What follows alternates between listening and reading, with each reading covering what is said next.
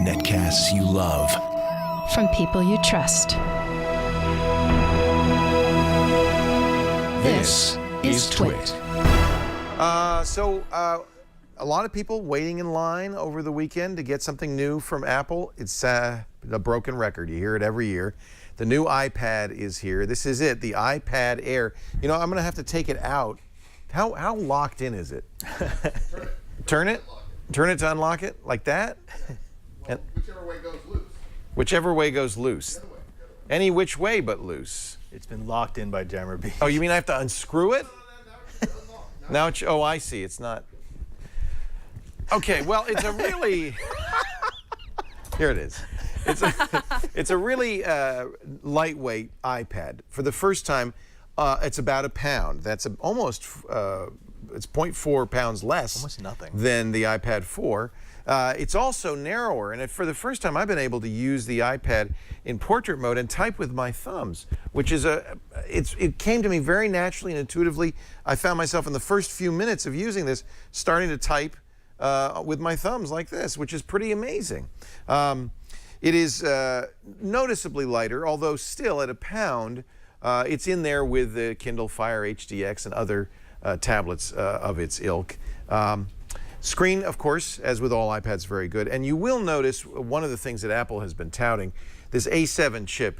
Apple says it's twice as fast. Benchmarks say about 80% as fast. It's definitely, noticeably faster. Even when you just do the Apple swoop in and out in iOS 7, you could tell it's much smoother, much more fluid, and much faster.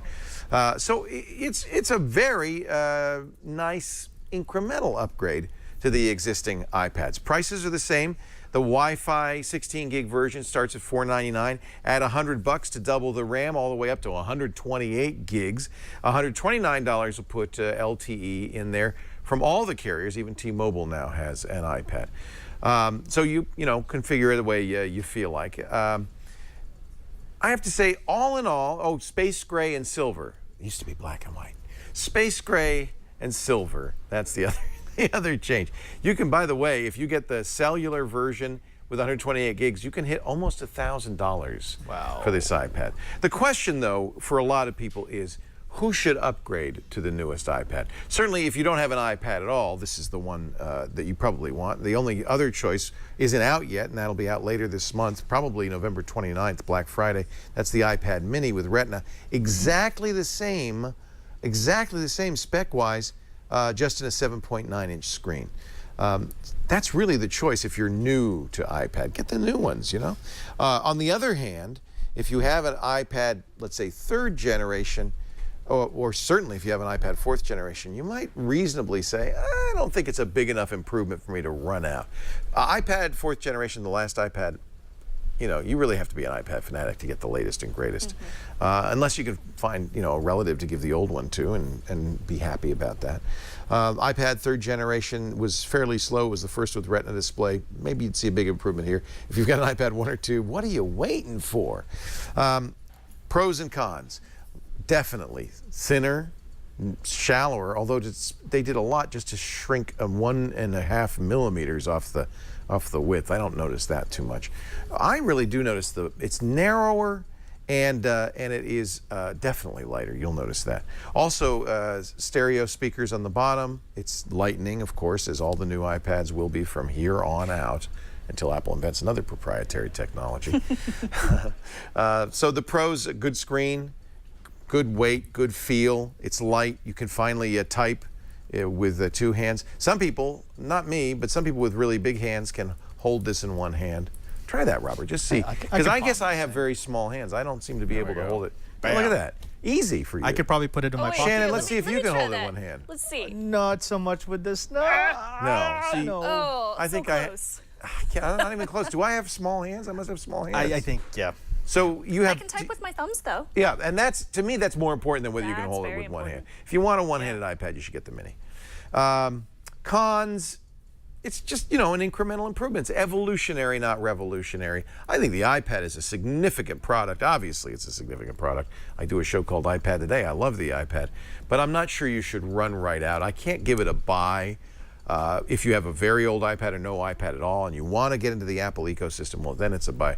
But for the rest of you, you should probably try it and see if it makes enough of a difference compared to your existing iPad to fork out $499. How's the camera? The camera's a slight improvement. It has optical image stabilization. I think that's the first iPad camera to have that. That means it'll work better in low light.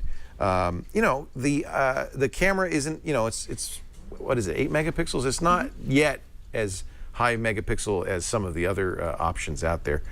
But Apple does the best software for cameras, and I don't know what the magic is that they weave, but it's like the iPhone, even like the previous iPad. It's a very, very good camera. But please, folks, don't use it as a camera. That's really dumb, okay? That's why I don't really want to recommend it as a camera. I'm curious because I use FaceTime with my iPad. Oh, that's different now.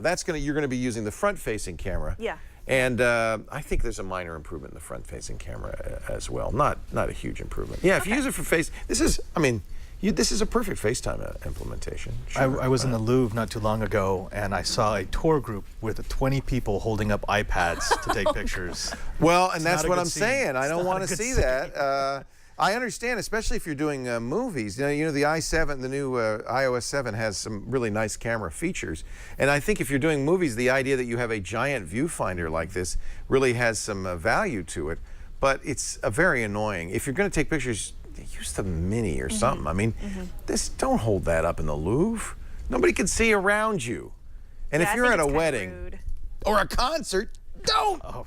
So when you ask me, yes, it's a great camera. It's a very good camera, but I hate to recommend using this for the camera.